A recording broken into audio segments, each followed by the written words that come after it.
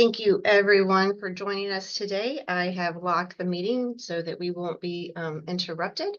And I'm going to get us started here in just a second, but I'm going to give a fairly short presentation, and then I will open it up for questions at the end. So I want to start telling you a little bit about the Arizona Sports and Tourism Authority for those who aren't familiar.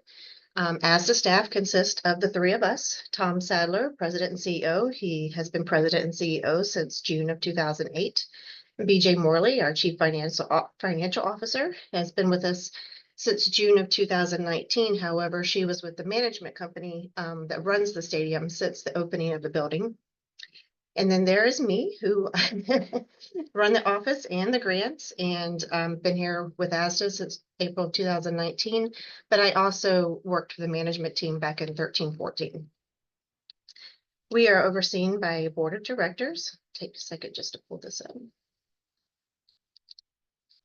The board consists of 9 citizens of Maricopa County who volunteer their time. Currently, we have a slate of 8. There's one not appointed at the time. 5 of these are appointed by the governor, 2 from the president of the Senate, and 2 from the Speaker of the House.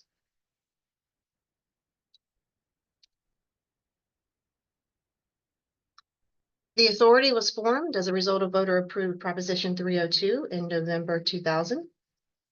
Our funding comes from the hotel bed tax in Maricopa County, the car rental surcharge, stadium sales tax revenue, NFL income tax, and the facility use fees. We are responsible for paying the bonds on State Farm Stadium, funding tourism in Maricopa County. We fund construction and renovations of the Cactus League training facilities, funding the youth and amateur sports grants, and operation of State Farm Stadium. Our mission is to enhance the economy and community quality of life through the development of professional and amateur sports facilities, the attraction of entertainment and sporting and business events, and through tourism promotion. We have had a significant economic impact on the community since we were formed. In our 18 years, we have had $6 billion in economic impact. The 2023 Super Bowl generated $1.3 billion. The Cactus League spring training in 23, $710 million, and the most recent NCAA Men's Final Four, $429 million. The purpose of the youth and amateur sports grants is to promote youth and amateur sports recreation within Maricopa County to encourage physical activity. I would also add to that health and wellness. Since 2000, we have awarded over $32 million to over 600 youth and amateur sports projects throughout the county. And I would add that does not include the over 50 projects we funded through last year's Quick Grant program. The biennial grant process timeline, we are now in February, approaching the applications this Saturday. So this is our last workshop, but this will probably be the workshop that's posted online, just so you're aware of the recording, and it will be posted on the website for future reference and for those who couldn't attend one of the workshops. As I said, the application opens up at 8 a.m. on March 1st and will close promptly at 5 p.m.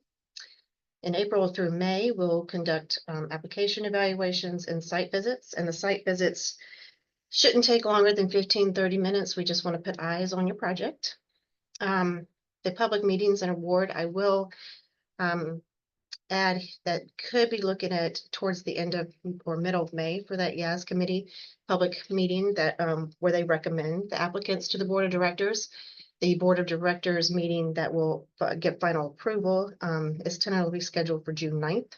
And the awards and funding agreement will be sent to approved applicants after that meeting and before July 1, which is your project start date. So core requirements of the grant is both the project and organization must be located in Maricopa County.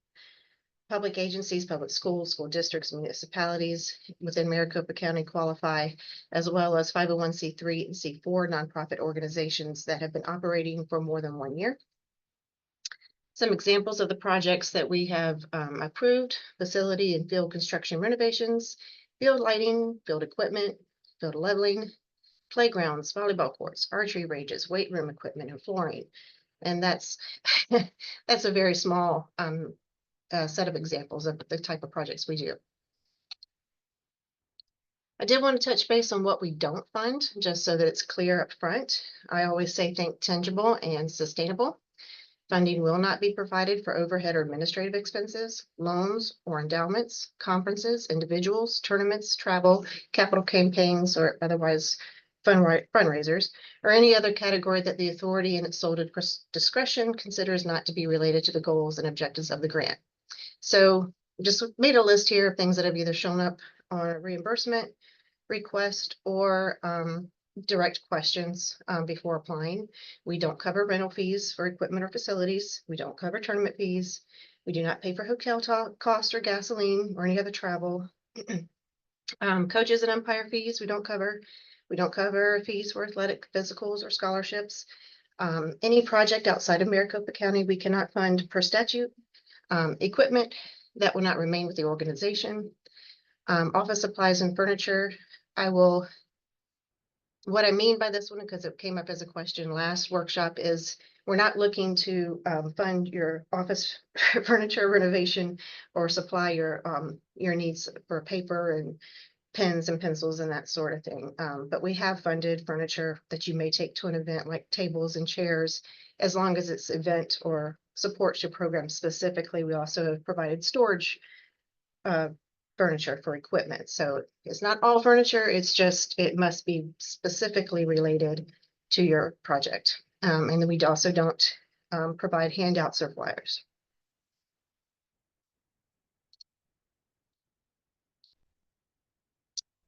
So factors of considerations, the funds are provided by AZSTA are distributed in a responsible and effective manner to ensure compliance with our enabling legislation. Priority is given to the following 5 factors, not necessarily in order. Projects adjacent in proximity or benefit to a public school, first-time applicants, demonstrated financial need, benefit to a local community. We're looking for a number of individuals impacted, and sustainability in the terms of years. Contribution, so AZSTA may award as much as 2/3 of the total project cost, not to exceed $250,000, and the applicant must prove their third match of the project. And funds are awarded to grant recipients on a pro rata reimbursement basis. So I like to give the guidance that your sweet spot, the magic number for this grant is $375,000. You could absolutely, your project can be absolutely more than that, but it will reduce the cost, reduce the percentage in which we reimburse each individual invoice. If it's less than that, you're going to definitely get the 2/3 reimbursed each invoice, but you won't reach the maximum 250. So for example, I've had $1 million projects before. I'm thinking of one in particular, and that will reduce. So $1 million project reduces that reimbursement down to 25%. So we would pay 25% of each invoice till we reach that 250,000. You can definitely do it that way, but it would bring down the paperwork for you if you rein in a smaller project in that larger project. For example, an organization was building a gym, and the gym flooring came in right about that 375,000. So it was a smaller project within the larger project that qualified for the grant. So that's just a tip. It's not required. Just try to get the best guidance I can. So the applicant match is required. You must prove 50% at the time of application and 100% at the time of award, which means I need to see that proof before it goes to that board meeting in June in order for that to make that list of approved applicants. So as an example, your project, let's say it's 150,000. So the applicant request, 2/3 of that project would be 100,000. And so the third match that the applicant has to have is 50,000. So at the time of application, we need to see proof of $25,000 on hand, and at the time of award, 50,000. You can use cash donations towards that match. So if you have another donor that is, let's say, given $10,000 towards your project, we just want to see the award letter. And or proof of funds, but if it's proof, more than likely, if you've already received the check, it's going to be in that bank statement. So, but we do want to see the award letter. Sorry, I was just interrupted. In-kind contributions. I see this not very often, so it's definitely not required. But if you do have someone contributing to your project, we do consider them. So we have limits though. Must be limit one must be 10% of the total project value. So if your project total is 100,000, the max is 10,000. But it also must be less than 25% of your applicant's total contribution of your match. So that would be $33,000 on a $100,000 project. So the max for this example project is $8,250. If you are using an in-kind contribution to meet your applicant match, you must provide a copy of the vendor quote. We don't require the vendor quotes for the budget piece, but we do require it if you're using it towards your match. So as I mentioned earlier, the application opens up March 1st at 8 a.m. It'll be on the AZSTA final grant slip page on the right-hand side. Applicants must be submitted online along with all the supplemental required documentation, and it will close and your ability to submit will stop at 5 p.m. on March 31st. Only applications submitted online will be accepted. You may save and return to the application until the deadline, so I recommend jumping on as early as possible, get familiar with it, and you can upload as you get things, save and come back. Detailed directions to complete the application are provided on the website. It's currently there along with a sample application. So those grant supplemental documents that we require, the ones in red are required for everybody. There will be, in addition to the link for the application, a YAS budget worksheet, which I'm going to go over with you here shortly. We want to see your key staff, your organizational chart, your board of directors or your council. Secured funding letter and financial bank statement. So the financial and bank statements are proof of your match. And we want from your director of finance or your CFO, or whoever runs your finance department, a letter saying that those funds that you're providing us have been set aside for this project. We also require a letter that you're committed to complete the project within 12 months. For nonprofits, we want to see the IRS letter determining your status. We will not take the 990 form in lieu of that. I don't need the EIN number. I need the letter determining your status because it gives the date of when your organization received that status, and that is the date recalculation of your being in operation. A year-end financial statements for public organizations, most post them online. They're required to have them, but not all qualifying organizations do annual audits. But I will say that providing this will bolster your position. Location map and site plan, if you're doing a renovation, something with landscaping, construction, your contractor provides that information and we want to see it.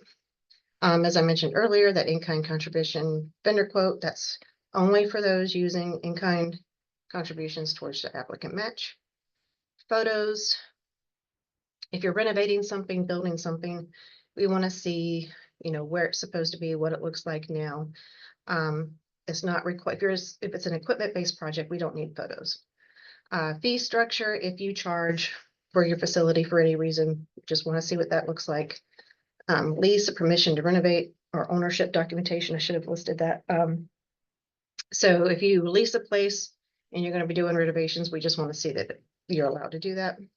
And then funding partnership letter support, that goes back to the applicant match and proving that you have donors that you're going to use towards your match. Any missing required supplemental documentation will be considered an incomplete application. So as I promised, I'll get into this budget with you. So this is what the budget will look like when you go in. You'll put in your name, organization name, brief description of the item, what category it falls in. There's a drop down for that. And then you'll put in the cost. Down here at the bottom, it calculates everything for you. The total project cost, what your match looks like, what the request from AZSTA is. And that's the percentage that we would reimburse you for each invoice until you meet the $250,000. If you have in-kind donations, you would fill out this page. This carries over from the previous, and so does this. All you need to fill out here is the vendor, what they're donating, and the value, and that will carry over to the summary at the end. Same with funding partnership. Just need you to put the funding partner, your relationship, and the amount. And here at the end, it summarizes everything for you and what we're going to need as far as proof.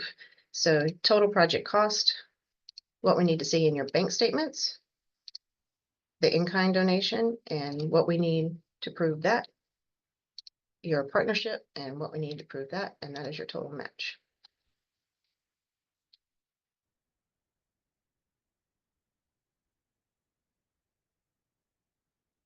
Virtual grant management workshop. Even for those who have not or who have been here before and done this with me, I'm changing the process on you. I did this with the quick grants. We are no longer accepting emails for reimbursement request. That's basically because if I'm missing a document, I will send you an email request, and then I may get 3 or 4 emails in return, piecemealing those requests back. So we're going to tighten that up a little bit and keep it all nice and neat. We're going to do it through jot form. And anytime I'm missing a document, I can send it back to you and you can upload it directly into the same request and keep everything nice and neat. And I will go through that process with you at this workshop. The new monthly reporting process will also be in the jot format. It's just organization name, where you are in the project, and it's very simple, but it helps us keep a tab on where you're at in the project. And then, of course, you'll learn the full closeout project process.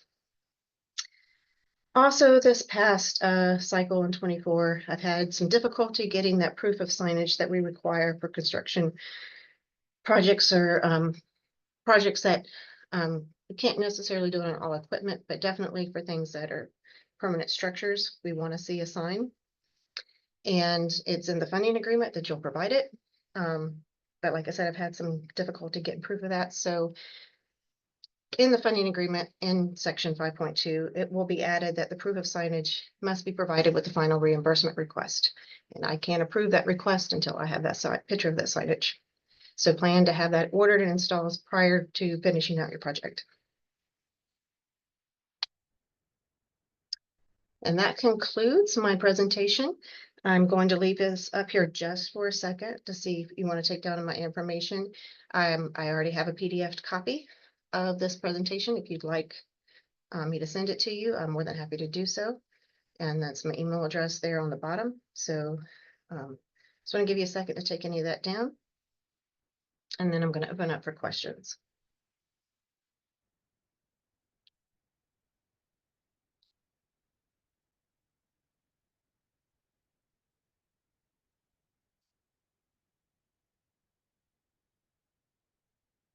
And you all have permission to unmute yourself.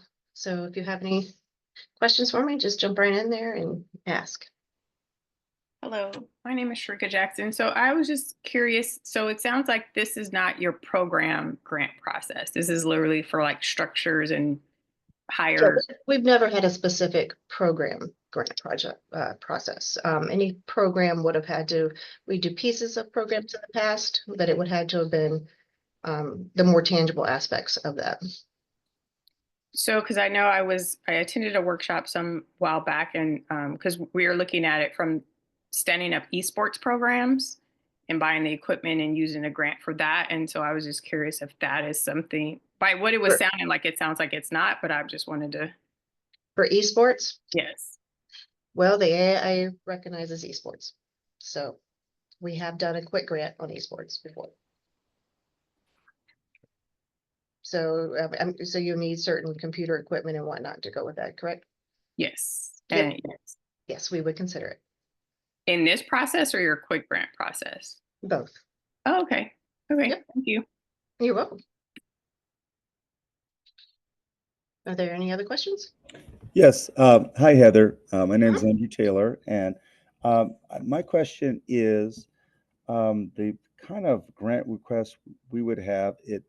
There might be a mix of booster club money and school money. So I was just thinking about, like with the organizational chart and that sort of thing, would I combine those two together, or what do you suggest there? One of you would apply and provide that organizational chart, and the other one would be supporting your match. That's how I would suggest it. Okay, thank you. Mhm.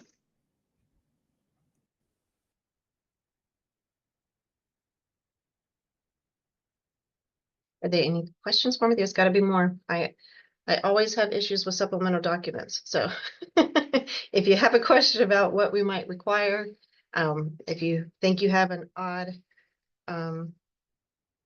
project that may or may not fit the criteria, we've done a variety of different types. If it supports activity and health and wellness, we might be able to work it in. Heather, I have another one. This is Andrew Mhm. again.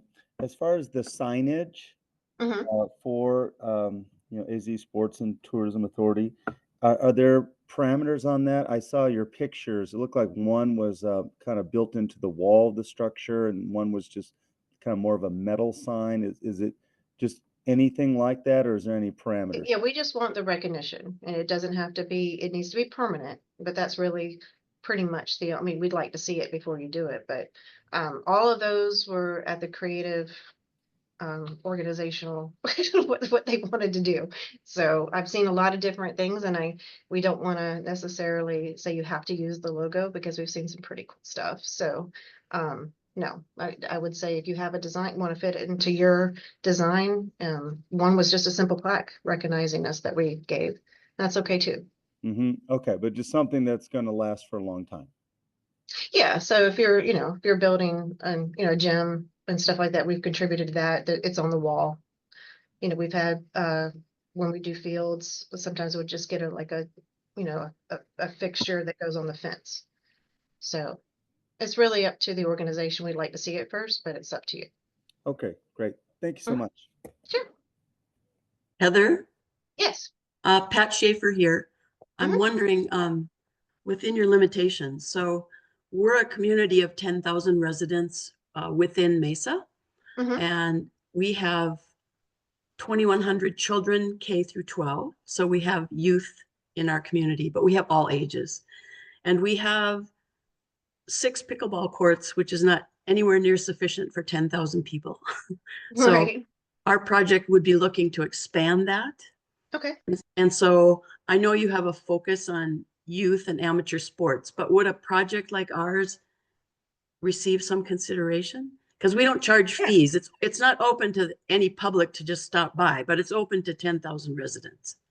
Yeah. I mean, that's absolutely, it's pickleball. That's definitely for, it's for all ages, if you're not Right. professional or amateur. So yeah. Yeah. Yeah, no, it absolutely does. And you already know your numbers. So Okay. All you're right. quarter of the way there. All right. Thank you. Thank you. Absolutely. Yep. Tony's got his hand raised. Tony. Hello. Hey. So I think I may have answered my own question already. Um, we own the building. You don't need permission from ourselves to. You don't No, need to. Okay, right. Okay, no, we might want to provide proof that you we own own the it. building. But yeah, Okay. you don't have to, you don't need permission to modify your own Like structure. you don't. Yeah, you Yeah. don't need a lease or anything. You just need proof that we own the building already. Yeah, we just don't want you, if you're leasing a facility, we don't want you renovating something you're not supposed to. Yeah, of course. Yeah. Okay. All right. That's all. All right. Sounds good. Thank you. No, thank you, Tony. Allison? Hi, so in regards to the authorized signer, does it have to be anybody specific as far as just the authorized signer, or it has to be the chief financial officer The signer on which piece? on the application? Application itself, as long as that person's authorized to apply. Oh, okay, Yeah. perfect. Yeah, I would want to see the secured funding letter from director of finance or chief or CFO. But as far as if you're the grant writer or whatever, I would assume that you have the authority to apply for the grant. Wonderful, thank you. Mhm. Hi, Beth? Heather. Hey. It's Beth. I have a question about fee structure. Could you Mhm. go over that again?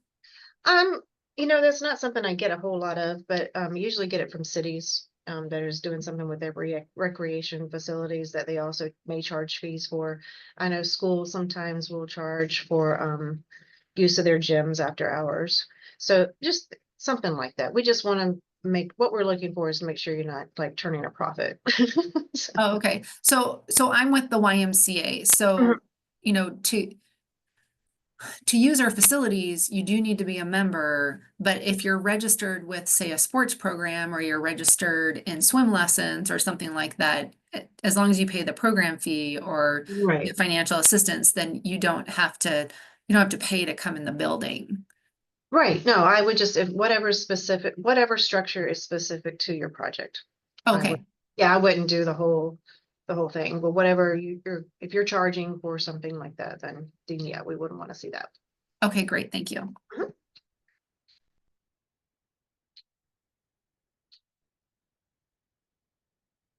Are there any other questions?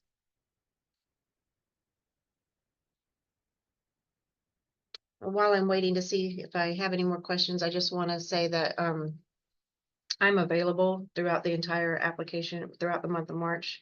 Use me as a resource. I would rather you reach out to me and ask me questions than to have submitted something that we wouldn't take. So I use me as a resource. That's what I'm here for. I want to help. I want to see you be successful in applying. So if you don't think of something here that you think of later, please reach out to me. I am definitely here to help.